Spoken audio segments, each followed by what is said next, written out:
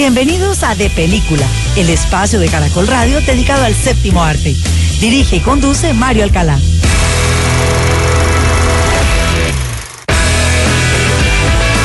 En De Película, el estreno.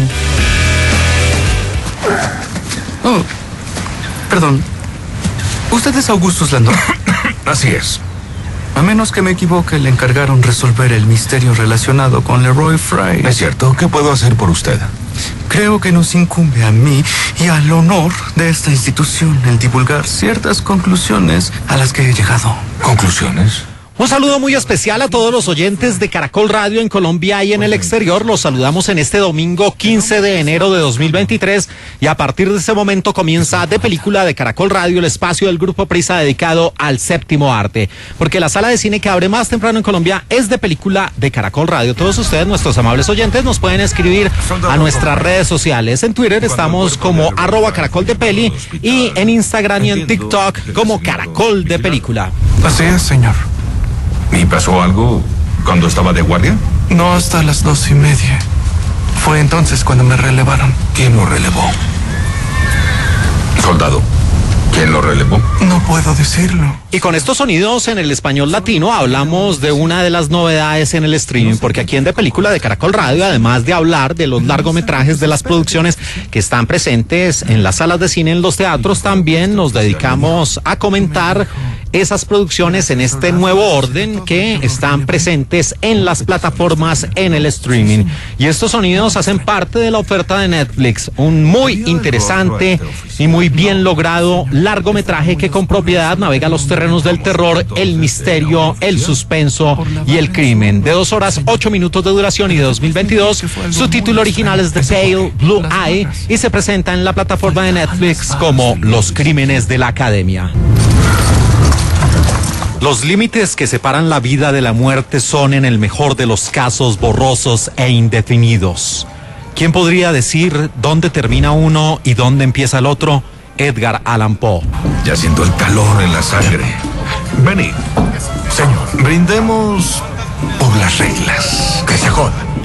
La dirección de Los Crímenes de la Academia corre a cargo de un realizador y también guionista llamado Scott Cooper, un hombre nacido el 20 de abril de 1970 en Virginia, en los Estados Unidos, responsable de trabajos como Hostiles de 2017 y La Ley del Más Fuerte en el año 2013. Y aquí el gran personaje de esta historia, el hombre sobre el cual recae todo el peso dramático del film, es un hombre nacido el 30 de enero de 1974 en el Reino Unido, ya se ganó un Oscar de la Academia. Es conocido además de su denodado y comprobado talento por ser un hombre problemático en los sets de grabación, donde tiene discusiones con el equipo de producción, incluso con los directores. Muchas veces se deja jugar malas pasadas por ese afán de perfeccionismo para lograr sus mejores papeles. Clase. No lo dudo. Siéntese ahí, por favor. Sí, ahí están hablando el señor Landor en compañía de nuestro poeta Edgar Allan Poe en esta película Los Crímenes de la Academia. Les hablaba de el actor Christian Bale, el hombre célebre por películas como The Fighter, por la cual ganó el Oscar de la Academia, por ser el famoso Bruce Wayne o Batman de la trilogía de Christopher Nolan y por también haber estado en películas como La Gran Estafa Americana y American Psycho, esa producción que empezó a despuntar por ese gran talento y por ser un hombre que lleva sus papeles al extremo. Recordemos esa dramática situación donde incluso puso en riesgo su salud para bajar varios kilos y lucir completamente famélico, prácticamente enfermo, para llevar a buen puerto ese rol en la película El Maquinista. Y el otro gran personaje de esta historia, que lo escuchamos ahí de fondo en el español latino y que interpreta al poeta Edgar Allan Poe, es un tremendo actor, Harry Melling. Él nació en Londres, en Inglaterra, el 13 de marzo de 1989. Muchos lo pueden recordar en sus inicios como Dudley en las entregas de Harry Potter, pero también ya tiene varios largometrajes, La Vieja Guardia, El Diablo a todas horas. Incluso hizo un muy interesante papel en la película, mejor, en la miniserie para Netflix, Queen Gambit o Gambito de Dama con Anya Taylor-Joy. Y en este reparto plagado de estrellas de los Los Crímenes de la Academia aparecen Timothy Spall, también Toby Jones, que alguna vez fue Truman Capote en una versión de la vida de este célebre escritor en Infamous, y aparecen dos mujeres sensacionales, maravillosas, Charlotte Gainsbourg y otra absolutamente preciosa, hermosa, despampanante, ay Dios mío, Lucy Boynton, que ustedes pueden recordar por participar al lado de Rami Malek en esa malograda puesta en escena acerca de la vida de Queen en Bohemian Rhapsody. Y una leyenda viviente del cine, hace parte del elenco de Los Crímenes de la Academia, el famoso Tom Hagen, el consigliere, el hombre que consiguió el Oscar por la película Tender Mercies en 1983, el gran Bobby Duvall, Robert Duvall, que aquí interpreta a un experto en libros relacionados con la brujería y las artes oscuras. Debería volver a ver al cadete Loughborough. Solía ser compañero del Leroy Fry hasta que tuvieron una pelea cuya causa sigue siendo desconocida. Y en estos audios que escuchamos cortesía de Netflix, ya varias veces el personaje Edgar Allan Poe ha nombrado en repetidas ocasiones a Leroy Fry. Y es que la película empieza a tener ese giro argumental en el momento en el que se descubre el cadáver de este cadete que hace parte de una academia militar en una historia ambientada en 1830. Y allí aparece ese personaje central, un detective, un sabueso, un veterano investigador llamado Augustus Landor, el rol a cargo de Christian Bale, que es llamado a West Point, a una academia militar por parte de los superiores de esta institución militar, para que investigue con base en su experticia, en su talento, en ser ese tipo de personajes que lee entre líneas y que sabe a ciencia cierta el origen de las cosas, para que llegue hasta las últimas consecuencias y dé una respuesta acerca del autor de un crimen que tiene visos macabros. Y es que aquí aparece un cuerpo, un macabro y horrendo crimen donde incluso pues pareciera haber sido colgado y torturado, pero que tiene una marca, un sello en particular, como si se tratase de un clásico asesino en serie que quiere dejar su marca. Y es que a este hombre le fue extraído el corazón con una experticia tal que podría haber sido ejecutado por un médico, por un galeno. Y por eso aparece el otro gran personaje de esta historia, el interpretado por el actor Harry Melling, y es nada menos y nada más que una figura de la vida real, Edgar Allan Poe, ese famoso escritor, poeta, crítico literario, periodista estadounidense, nacido en Boston el 19 de enero de 1809, que falleció el 7 de octubre de 1849, uno de los maestros universales del relato corto y un hombre que para muchos renovó la novela gótica, pero que se especializó y fue uno de los grandes maestros de los cuentos de terror de todos los tiempos, dejando para la posteridad obras inmortales como El Gato Negro de 1843, El Corazón del Ator de ese mismo año, y una también muy muy célebre, El Cuervo de 1845. Y aquí se analiza parte de su vida, parte ficción, parte realidad, siendo uno de estos cadetes de West Point. Y él le dice a Augustus Landor: ¿sabe qué? El posible asesino que usted está buscando es un poeta. Y Landor responde sorprendido: ¿y por qué? Pues porque nada menos y nada más que se robó el corazón de la víctima. Jesús piadoso. Una vaca y una oveja fueron asesinadas y mutiladas en Cold Spring, sus pechos abiertos cruelmente y los corazones removidos. ¿Acaso ninguna criatura del Señor está a salvo de...? Y allí empieza Augustus Landor esta difícil labor. Obviamente va a tener la cooperación de ciertas personas que van a dar testimonios veraces, reales. Por otro lado, va a tener ciertos individuos que le van a dar algunas pistas falsas para volver un poco difícil la investigación y no ser fiel a la realidad, a lo que pasó. Y en ese punto y hora empiezan a desarrollar una fuerte amistad, van a estrechar estrechar lazos el cadete Edgar Allan Poe y este capitán investigador Augustus Landor, donde van a encontrar similitudes y vivencias de su pasado, donde el propio Edgar Allan Poe va a desnudar su alma y va a confesar un amor casi que inmortal, al igual que sus obras, por una mujer que aparece también en el relato de la historia, Lia Markis, interpretado por Lucy Boynton, una mujer de la alta sociedad, talentosa, que toca el piano y que se convierte en el objeto de deseo no solo de ese cadete Poe, sino también de otros de los involucrados. Y todo esto va a verse también condimentado, esta historia de asesinatos y de crímenes sin resolver, en la figura de Jean Pep o Pepe, el rol a cargo de Robert Duvall, un hombre que es experto en literatura antigua, especialmente en la relacionada con la brujería y con la magia negra, y que le va a dar ciertas pistas para que Augustus Landor llegue a buen puerto y consiga descubrir a ese asesino que no solo dejará un cadáver sino varios en su carrera, y donde también aparecerán asuntos como el amor, pero especialmente un sentimiento en particular, la venganza por un crimen trágico y nefasto del pasado.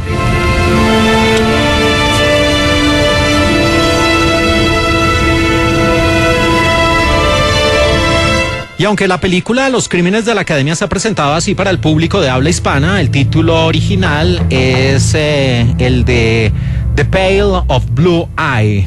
Así se titula originalmente esta película, y esto tiene una explicación, y es que en el título uno de sus ojos parecía el de un buitre, un ojo azul pálido como una película sobre él. Cada vez que caía sobre mí, mi sangre se helaba, y así gradualmente, muy gradualmente, decidí tomar la vida del anciano y así librarme del ojo para siempre. Este pasaje hace parte de uno de los libros sublimes y de los más comentados por parte de Edgar Allan Poe, El corazón delator, de 1843. Y en una de las escenas, Edgar promete honrar a Landor, incluyéndolo en una historia futura. Pues allí aparece otro de los cuentos cortos de Edgar Allan Poe, el último cuento de Poe, que se tituló La cabaña de Landor. ¿Me permite?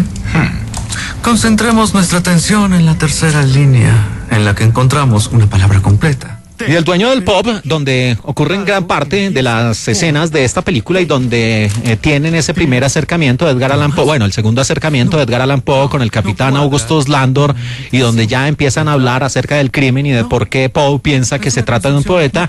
Ese pub se llama Benny. Esta marca de la taberna en realidad es Benny Havens, un establecimiento conocido y de larga data en el pueblo de Buttermilk Falls, ahora Highland Falls, adyacente a West Point. La taberna existió en la realidad desde los primeros días de esta institución militar, y a partir del lanzamiento de esta película todavía existe un bar con este nombre histórico en Highland Falls, Nueva York. La siguiente línea.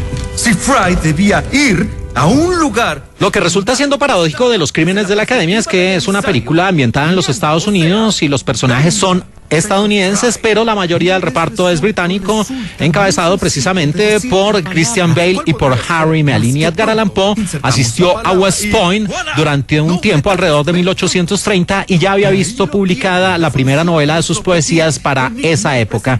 Y esta es la tercera colaboración entre el director Scott Cooper y Christian Bale, después de Out of the Furnace de 2013 y Hostiles de 2017. Trabajo, me agradezco. Solo un detalle. ¿Llegó a descifrar las primeras dos líneas?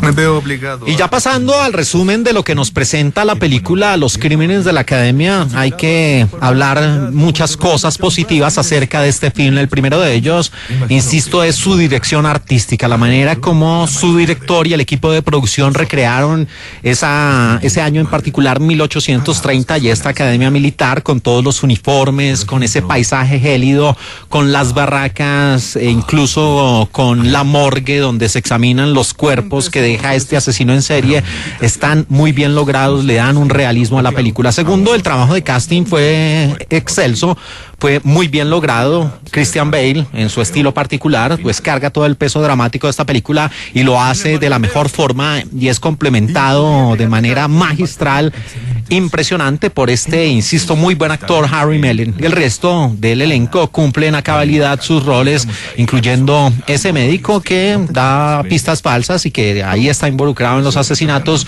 el doctor Daniel Marquis, interpretado por el gran actor Toby Jones. Las dos mujeres que aparecen en pantalla también hacen muy bien sus roles. Leah Marquis, interpretada por Lucy Boynton, y una confidente, una compañera sentimental, una compañera de la intimidad de Landor, Charlotte Gainsbourg, que interpreta a Patsy. Incluso la breve pero muy bien lograda aparición del consigliere de don Robert Duvall le aporta a esta película el tono oscuro, ese tono frío, lleno de filtros que tiene Los Crímenes de la Academia. También es el óptimo para este tipo de relatos, muy al estilo de Edgar Allan Poe. Aquí la película empieza también a llevar al espectador, al igual que el investigador, por una serie de pistas falsas donde el público se involucra con la obra para tratar de descubrir en realidad quién es el asesino, y también se le mezclan esas cuestiones de brujería, pero sobre todo el amor, la obsesión que se puede tener por una mujer, y que esto también puede conducir a ciertos personajes a actuar de formas extrañas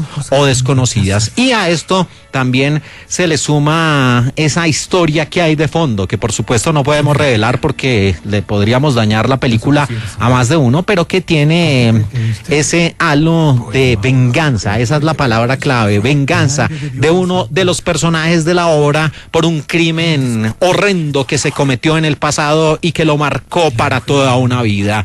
Y así, acompañado con una buena puesta en escena, con una buena música, unas buenas actuaciones, un muy buen reparto y una historia que involucra y que se va metiendo más y más en la piel del espectador, tenemos una de las buenas apuestas de Netflix en este 2023, aunque la película es de 2022, pero es una de las más vistas por estos días. Se trata de The Pale Blue Eye, o Los Crímenes de la Academia, que de nuevo hace un acercamiento a la vida de un genio inmortal de don Edgar Allan Poe. Los Crímenes de la Academia, presente en Netflix. Un sujeto llamado Poe.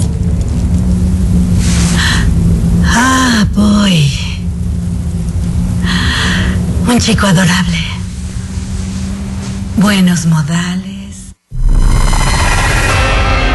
Disfrutan de película el tráiler.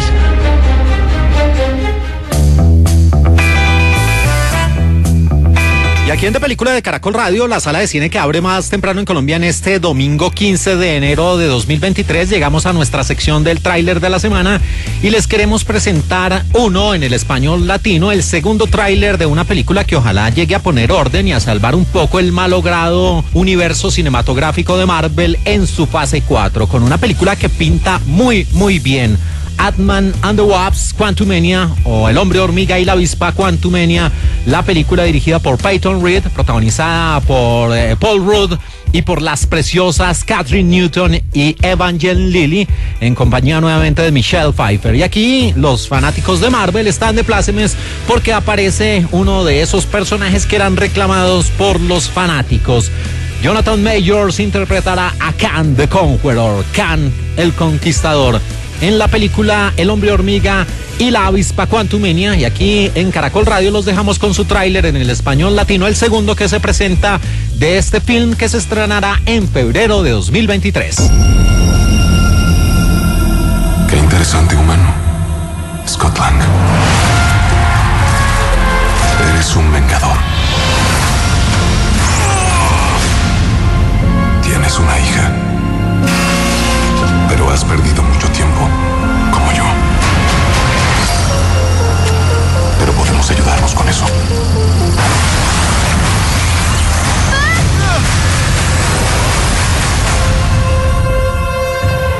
¿Quién eres? Soy el hombre que puede darte la única cosa que quieres. ¿Y qué es? Tiempo.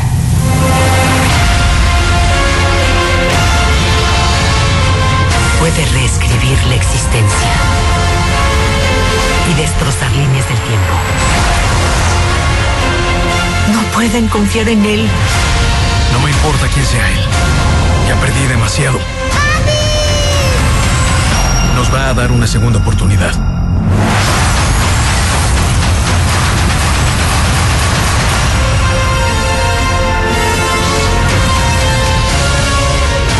Déjame hacerlo más fácil para ti. Tú me traerás lo que necesito. Todo a lo que llamas vida terminará.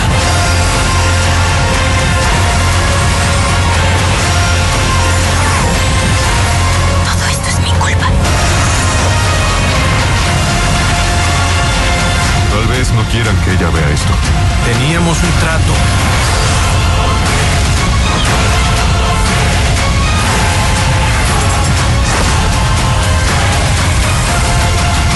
Creíste que ganarías. No tengo que ganar. Solo tenemos que perder los dos. ¡Perdóname, Cassie!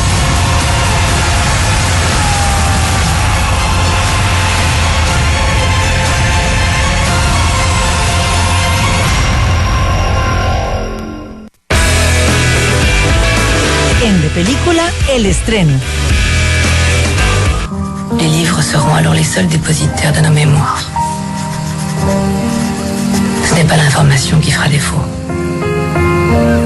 mais le contact unique, irremplaçable, bouleversant, de celui qui dit « Attendez-moi !» J'y étais, et cela fut. Entonces los libros guardarán nuestros recuerdos y de no ser así, ese contacto que tenemos con los otros será testigo de nuestro paso por esta vida.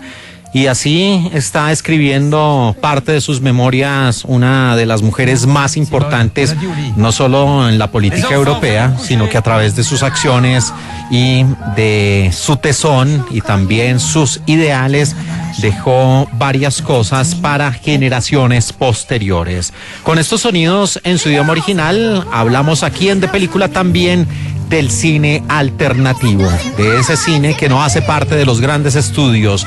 Una producción francesa de 2021 presentada en este 2023 en nuestro país, bastante larga, sí hay que decir que podría tener menos duración, pero también trata de ir más allá y de retratar la vida muy larga y muy productiva vida de un personaje muy importante. De 2 horas 20 minutos y su título original, Simone, Le Voyage du Cyclier, y se presenta en las salas de cine alternativo como Simone, la mujer del siglo, una mezcla de drama, de historia y que se convierte en un biopic o una biografía cinematográfica de Simone Veil. Rien ne put ébranler la foi que mon père avait dans la République française. Il pensait que la République ne nous abandonnerait jamais.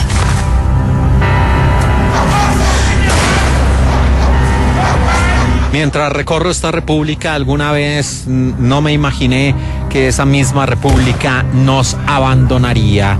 Y esta producción, Simón, la mujer del siglo, tiene en la dirección a un hombre nacido el 26 de junio de 1967 en Bocas del Rodano, en Francia. Se trata del también guionista y escritor Olivier Dahan, un hombre que en el pasado hizo una célebre y muy renombrada película, La Vie en Rose, La Vida en Rosa, ese biopic o también biografía cinematográfica de otra figura importante, en ese caso en las letras, en las artes, como El Gorrión, como Edith Piaf.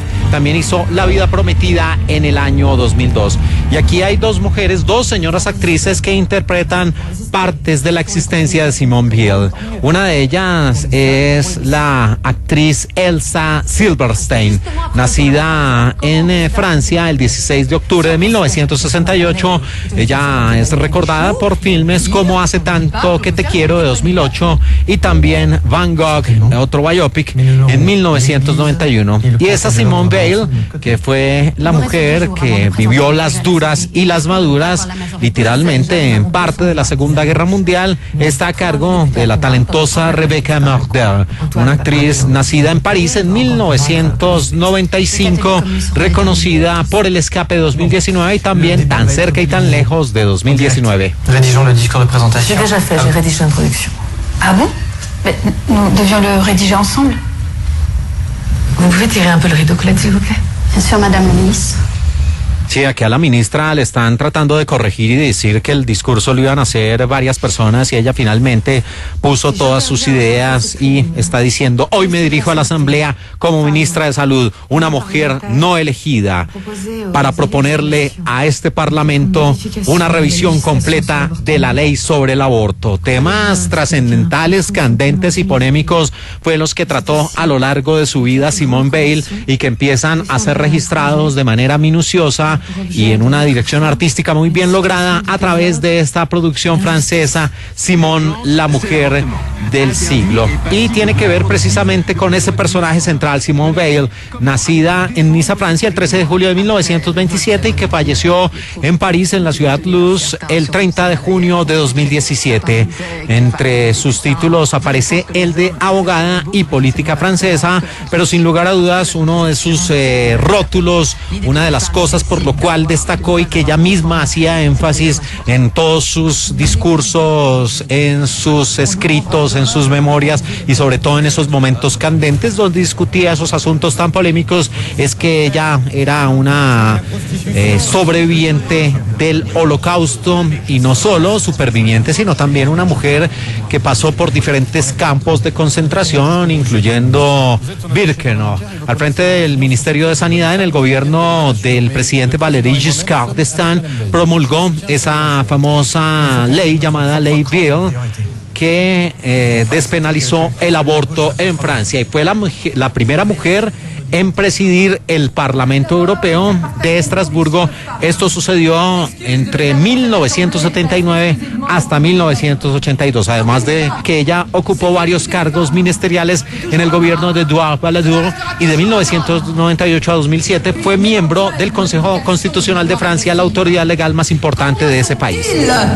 Ceux qui se sont préoccupés de ces femmes dans leur détresse, combien sont-ils? Ceux qui, au-delà de ce qu'ils jugent comme une faute. ¿Cuántos dejarán de lado sus puntos de vista morales y ayudarán a esas jóvenes madres solteras y el apoyo que tanto necesitaban? ¿Dónde están esos hombres que abandonaron a esas mujeres? Dice de manera vehemente, iracunda prácticamente, pero con todos los argumentos, una Simone Veil que está en medio del Parlamento tratando de que se apruebe esa ley que despenaliza el aborto en Francia. Y así va la película, así ve esta producción de Olivier Dahan a lo largo de sus 2 horas 20 minutos, pero empieza a hacerlo no de manera lineal, sino con varios flashbacks en retrospectiva, y allí empieza a analizar varios puntos de la vida de esta mujer. Se le da gran énfasis por parte de su director Olivier Dahan al momento en el cual, por supuesto, esta mujer fue marcada profundamente por haber sido una de las víctimas de la Segunda Guerra Mundial, por haber participado directamente como prisionera de guerra, como una mujer que habitó las barracas y varios de estos campos de exterminio y campos de concentración por parte del ejército nazi en contra de la población judía. Ella, junto con su madre y su hermana, se convirtieron en prisioneras de guerra, pero ella afortunadamente fue una superviviente, pero incluso no solo estuvo en los campos de concentración, sino también, como lo relata parte de sus memorias, fue una integrante de esa famosa Marcha de la Muerte, donde las SS y los cuerpos del ejército nazi, después ya en el colofón de la guerra, de estar siendo perseguidos por los rusos y prácticamente cercados, decidieron borrar cualquier evidencia de los campos de concentración e iniciar largas jornadas, la conocida como la Marcha de la Muerte, donde se llevaron a varios prisioneros y prisioneras para que en el camino pues se deshicieran de ellos o algunos perdieran la vida y ser reubicados en otros campos de concentración más en el interior de la propia Alemania nazi. Y esta mujer también fue superviviente de eso. Y insisto, de lo que va la película es contar esos puntos en particular, el momento en el cual todo ese famoso discurso y cómo logró las mayorías para despenalizar el aborto en Francia, cómo inició una cruzada desde el Ministerio de Justicia para que los presos, que en su mayoría eran argelinos y varios de ellos acusados de terrorismo, fueran las personas no tratadas como animales, sino como seres humanos, que a pesar de los delitos que habían cometido, se les respetaran las normas básicas de la humanidad y que no fueran encerrados donde pululaban las enfermedades, incluyendo la tuberculosis, y donde prácticamente la comida se les daba en estado de descomposición y donde eran encerrados incluso en condiciones infrahumanas sin ver la luz del sol durante varios días. Y esta mujer dio desde el Ministerio de Justicia esas grandes luchas para que estas personas por lo menos tuvieran las condiciones básicas y se les respetaran sus derechos humanos. A esto también se le suma que la película recorre varios escenarios donde se muestra mucho antes de lo que se está viviendo hoy en día, años, décadas atrás, de el empoderamiento femenino dentro del campo de la política, y como esta mujer, con base en su tesón, en sus argumentos, en su fuerza, en su talento, en su experticia, empezó a avanzar grandes posiciones y en contra de lo que dictaban las normas de la época y el patriarcado y el machismo vigente. Ella, a pesar de que varias personas le decían que su lugar tenía que ser en la casa y atendiendo las labores al frente de sus hijos, y que el que tenía que estar en el trabajo era su esposo, pues ella no dio su brazo a torcer y finalmente tenía que cumplir a toda costa su sueño de ser abogada. Y todo esto, insisto, se muestra desde la visión del director Olivier Dahan, que lo que hace es no narrar linealmente los sucesos de la vida de Simone Veil, sino por el contrario se va en retrospectiva, utiliza mucho la melancolía, también el dolor, el drama, incluso en algunas imágenes utiliza el blanco y negro para recrear esa estadía en los campos de concentración, y también otros escenarios donde la dirección artística de esta película le agrega muy bien, y sobre todo el trabajo de maquillaje tanto para Elsa Silverstein, que fue la que recrea la segunda etapa de la vida de Simone Veil, pero también una joven Rebecca Marder, que tenía que lucir pues prácticamente famélica, desnutrida, porque ella era una de las víctimas de los campos de concentración, y en este trabajo también se centra gran parte del éxito de esta buena puesta en escena de este biopic o biografía cinematográfica de Simone Veil. C'est l'estimation des votes. C'est défavorable. On verra bien. Nous perdons. Nous allons perdre. Vamos a perder, le dice uno de los asesores. Ahora llaman al último orador y finalmente este hombre, pese a ser un férreo defensor y conservador de las costumbres, entiende ese punto de vista que quería Simone Veil y da ese voto decisivo para que se despenalizara el aborto en Francia y ella se postulara y se erigiera como la artífice de este polémico proyecto. Y es que no es en vano y para nada se debe desechar el trabajo que se hizo de maquillaje para esta película y los sacrificios que tuvieron que hacer las actrices que interpretan. Por ejemplo, en el caso de la actriz Elsa Silverstein, que narra o que personifica la vida de Simone Veil entre 1968 y el año 2006, ella tuvo que ganar 18 libras para personificar a Simone Veil y pasó semanas, casi que meses, tratando de imitar el patrón de habla de Simone Veil, cuyo tono de voz era bien particular. Por otro lado, la actriz Rebecca Marder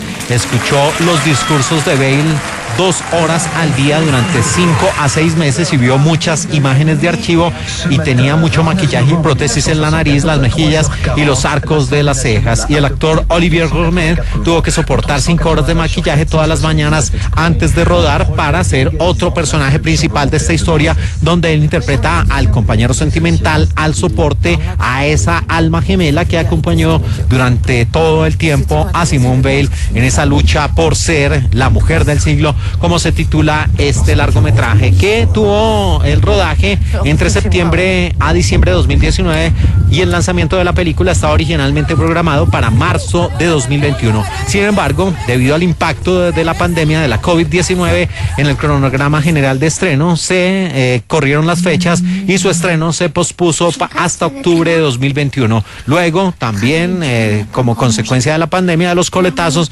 se corrió hasta febrero de 2022 y finalmente originalmente hasta octubre del año anterior y hasta nuestro país llega en enero de este 2023. Y hay unas escenas bien fuertes, bien logradas, casi que explícitas, de los campos de Auschwitz y Bergen-Belsen. Estas escenas se rodaron en Hungría, porque ya es sabido en el campo cinematográfico que los campos de concentración como tales y los campos de exterminio que aún permanecen hoy en día y que se convierten en museos no se prestan para la actividad cinematográfica como manera de respeto hacia las víctimas, y por el contrario los productores tienen que recrear esos campos de concentración que resultan siendo casi que idénticos a la realidad, pero en otros escenarios, y aquí fueron en Hungría. Y el director Oliver Dahan parece que ha encontrado su vocación como realizador, porque ya es el tercer biopic o biografía cinematográfica que realiza.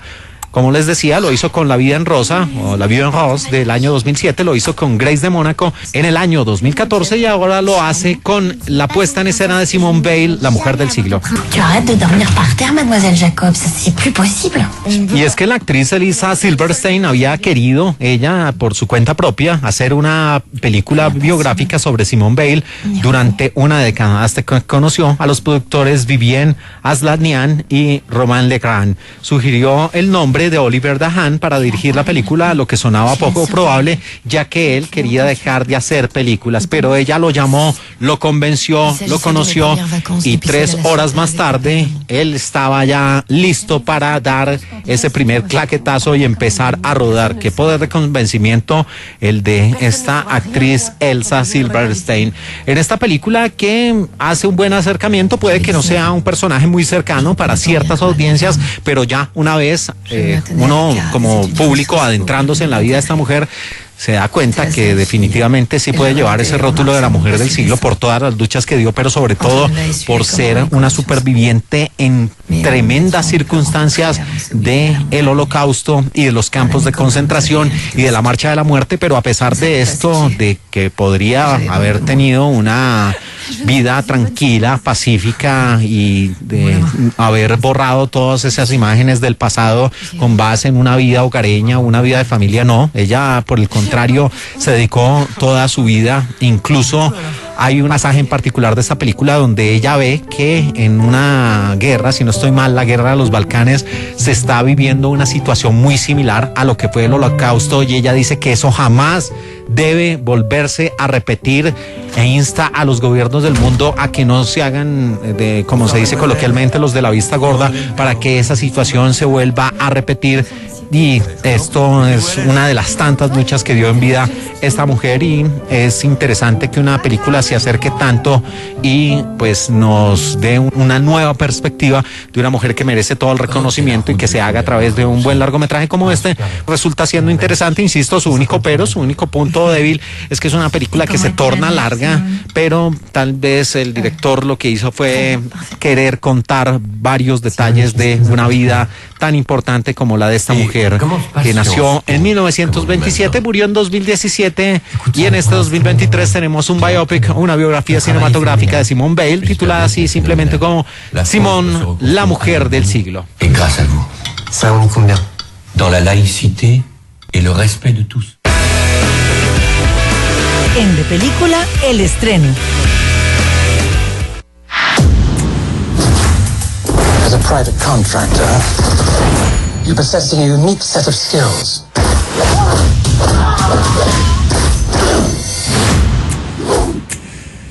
What's that? Power up. You said it was clear. I said the front was clear. Front, back, right, wrong. Dijiste que estaba despejado. Dije que la entrada estaba despejada. Seguimos aquí en De Película de Caracol Radio, la sala de cine que abre más temprano en Colombia, en este domingo 15 de enero de 2023. Y seguimos hablando de los grandes estrenos de la semana. Y llega un largometraje para los amantes incondicionales del cine de acción, de espías, de conspiraciones internacionales, de armas de destrucción masiva, de mujeres hermosas y de hombres arriesgados, con una producción con un elenco impresionante de un reconocido realizador. Una película de este 2023 que en 1 hora 54 minutos de duración navega con propiedad los terrenos de la acción, la comedia, el suspenso e incluso el humor negro. Se trata de Operation Fortune, Ruse the Girl, y que ustedes tienen ya en las salas de cine como Agente Fortune, el gran engaño. Okay, I'm ready. Let's go to work. Will someone pinch me, please? Is that Danny Francesco? What's next for you? I'm playing a mysterious self-made billionaire. Estamos aquí con Danny Francesco y cuál va a ser su próximo rol, y él dice va a ser una película de misterio. Estos son los sonidos en el tráiler original de esta película Agente Fortune, el gran engaño, un largometraje de 2023 de este año que tiene en la dirección, como dicen los cronistas deportivos, a un viejo conocido de la afición, a un hombre nacido el 10 de septiembre de 1968 en Hertfordshire, en Inglaterra. Escritor, realizador, productor. También en su hoja de vida figura el momento en el cual fue compañero sentimental de la reina del pop, Madonna, Guy Ritchie. Sí, un hombre que ha tenido altibajos en su carrera, no solo la situación con Madonna, sino también a nivel cinematográfico, porque empezó pegando fuerte en 1998 con una sensacional, maravillosa película, Lock and Stock and Two Smoking Barrels, un largometraje con ese tono que empezó a caracterizar su estilo de dirección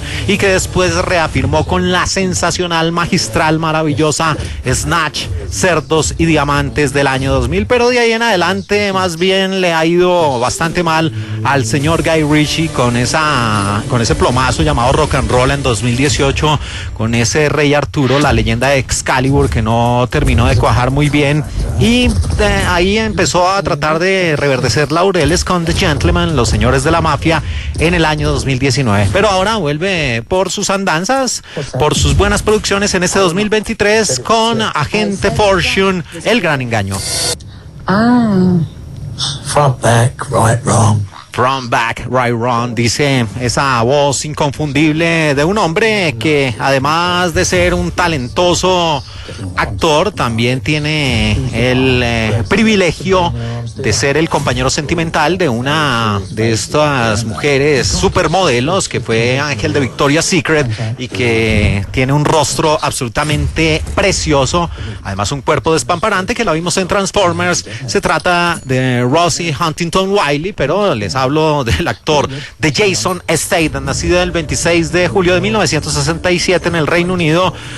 También productor, también guionista, ha estado en la saga de Rápidos y Furiosos, en la saga de Expendables, también ha tenido sus propias franquicias como Crank, ha estado en el cine de acción incluyendo a Megalodon, también en Parker, en una serie de largometrajes. Guy Ritchie no tiene ningún problema para llenar su chequera y para darle los gustos a su novia, porque trabajo es lo que tiene y anuncia más y más proyectos este hombre, incluyendo el de 2023, Agente Fortune, en esta película El Gran Engaño. Y lo acompañan una mujer absolutamente sensacional, maravillosa, muy talentosa, que se mueve con propiedad por el drama, por la comedia, por la acción, por el cine independiente. Ella nació el 26 de junio de 1984 en Delaware, en los Estados Unidos, Aubrey Plaza. La vimos en Emily la Estapadora en 2022, también en películas como Dunkerville y como Más Muppets que Nunca, una serie de televisión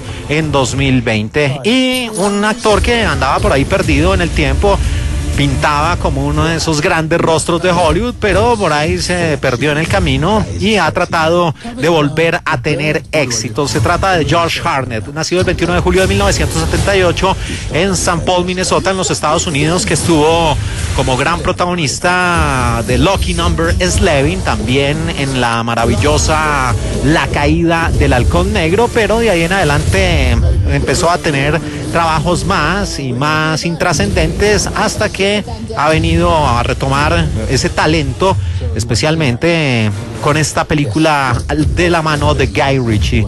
Y otro gran actor que aquí resulta siendo un villano atípico, que es el fanático de un gran actor, y él es un gran actor en la vida real, Hugh Grant, el hombre que también se mueve con propiedad más en el terreno de la comedia romántica, que lo vimos en Notting Hill y que empezó a despuntar por allá en 1994 con 4 bodas y un funeral. Él nació en 1960 en Hammersmith, Inglaterra. Sexually. They're gonna kill you, no? We'll shoot him first, then. Tardy. Y ya pasando a la historia que nos presenta esta película Agente Fortune, el gran engaño, el personaje central, el de esta historia, es Orson Fortune, el rol a cargo de Jason Statham, uno de estos agentes secretos que tiene la confianza de sus jefes, aunque sus métodos son non santos, y que tiene ciertas maneras que no son del total agrado por parte de las agencias de inteligencia. Finalmente es de ese tipo de personajes que cumple la misión y prácticamente tiene un tutor, un hombre que lo protege, que se juega el pellejo por él y que no tiene ningún problema en recomendarlo para las más arriesgadas y difíciles misiones. Ese rol lo interpreta el gran actor Cary Elwes, que estuvo por ahí en una versión de Robin Hood, Hombres en Medias, y que también estuvo en The Princess Bride, La Princesa Prometida, y que aquí interpreta a ese protector de Orson Fortune, el agente, el director Nathan Jesmin.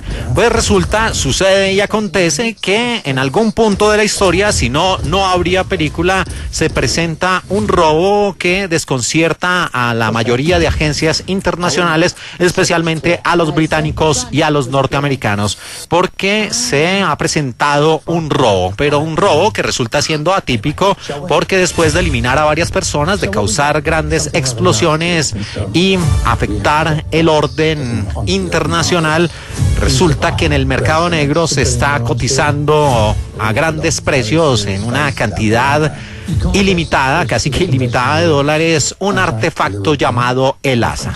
El público, una vez visualice la película, se va a enterar de qué artefacto se trata y cuáles son los alcances que podría tener. Por eso, las agencias del gobierno, especialmente, insisto, los británicos y los norteamericanos, están preocupados y tienen prácticamente el tiempo en contra. Inician una carrera contrarreloj para tratar de detener a estos peligrosos terroristas y que de un momento a otro ese implemento misterioso llegue a manos equivocadas y caiga en el mercado negro.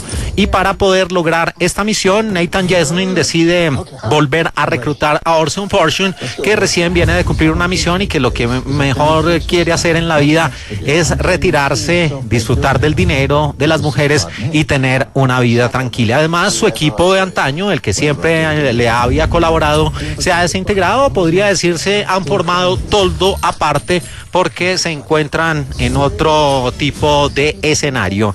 Y por eso Nathan Jesmin le dice: mire, Orson, le tengo las personas que van a conformar su nuevo equipo y van a ser de su total confianza. Y allí aparece la sensacional, la preciosa Aubrey Plaza, interpretando a Sarah Fidel, que sí, viene siendo un personaje trillado, algo recurrente, y es el de una geek, una mujer avesada, experta en temas de informática, en temas de vulnerar las redes, de infiltrarse en cualquier tipo de tecnologías para conseguir sus propósitos, para manipular a través de una laptop, de un computador, cualquier sistema de seguridad. Y allí empiezan a reclutar a otros integrantes de este nuevo equipo. Pero todo va encaminado a que en el panorama aparezca ese gran villano de turno, Greg Simmons, el rol a cargo de Hugh Grant, un hombre que tiene todo el dinero que cualquier mortal podría soñar.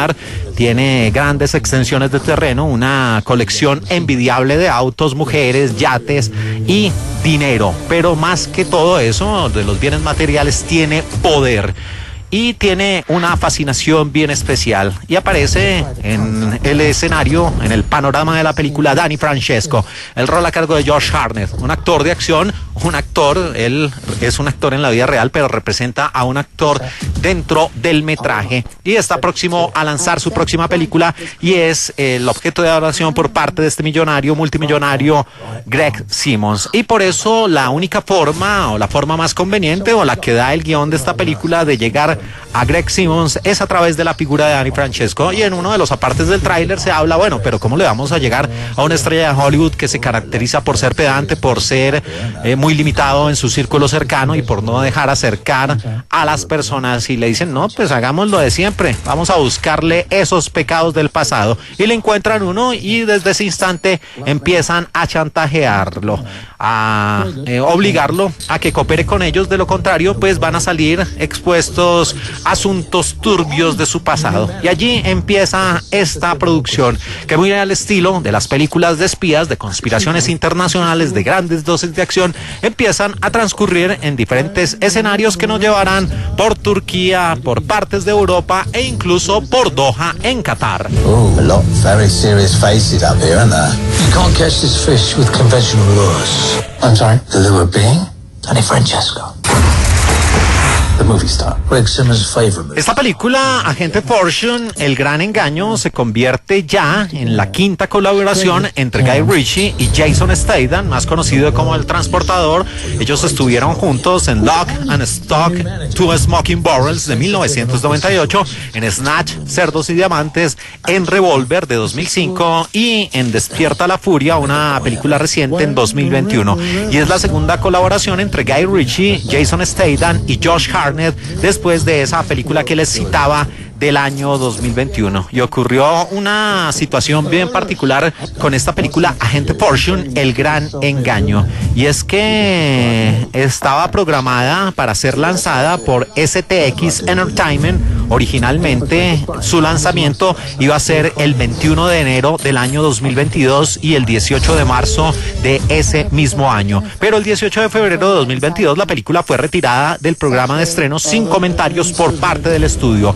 Los informes de esa época indicaron que la película se retiró del estreno no debido o como consecuencia de la pandemia de la COVID-19, como se había dicho en un principio, sino porque presentaba a gángsters, a los villanos de nacionalidad ucraniana como los principales secuaces del antagonista, del gran villano Greg Simmons, el rol a cargo de Hugh Grant. Los productores de la película pensaron, oiga, esto es como de mal gusto, estamos a portas o en medio ya de una guerra entre los rusos y los ucranianos, y que está en boca de todo el mundo y que ha causado indignación mundial porque pues involucra casi que a toda Europa, así que sería de mal gusto presentar a los malos como los ucranianos. Y por eso en noviembre de 2022, en medio de la reestructuración de esa empresa STX, se informó que la película probablemente se estrenaría a nivel nacional a través del servicio del streaming, pero finalmente los distribuidores internacionales, incluyendo varios de nuestro país, en Colombia,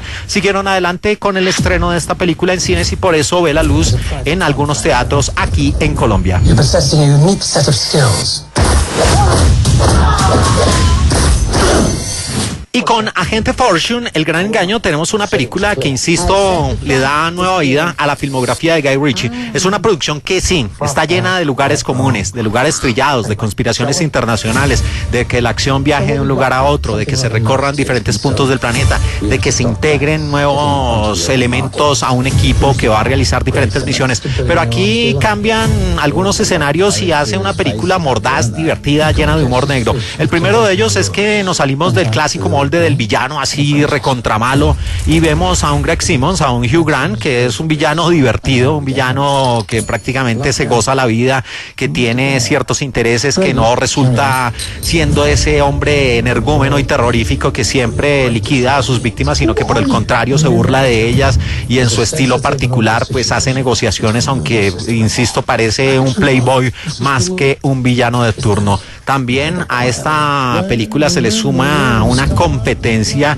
que se da en el interior de la misión y donde la misma agencia reconoce que para que esa operación tenga éxito, pues a Orson Fortune le va a salir una contraparte, y es su viejo equipo que está utilizando otras tácticas, pero que va a tener ahí un giro de tuerca al final que resulta siendo poco predecible y que le aporta bastante a la historia. También el resto de los personajes, la buena química que existe entre entre los varios de los principales, incluyendo a Jason Statham, a Aubrey Plaza, que hace un trabajo sensacional, magnífico, al mismo Josh Hartnett, que se burla un poco a través de su personaje Danny Francesco de su situación de ser un actor que despuntaba como una de las grandes estrellas de Hollywood, que perdió un poco su rumbo, pero que está tratando de reverdecer laureles. Pues resulta siendo interesante, y no hay nada mejor, muy al estilo de Nicolas Cage, de un actor que se burle de su propia tragedia. Lo de Hugh Grant aquí es sensacional, insisto, es muy muy bien logrado esa manera como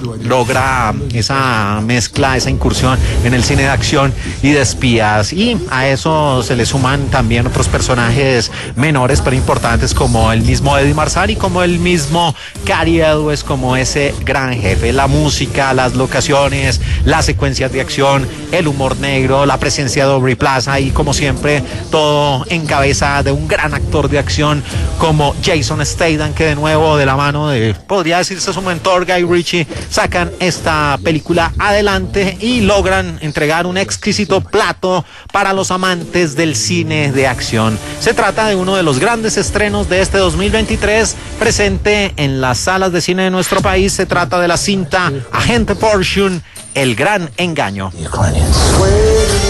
I hope you take them to dinner first, before you get inside of them. Sexually. Other dancers may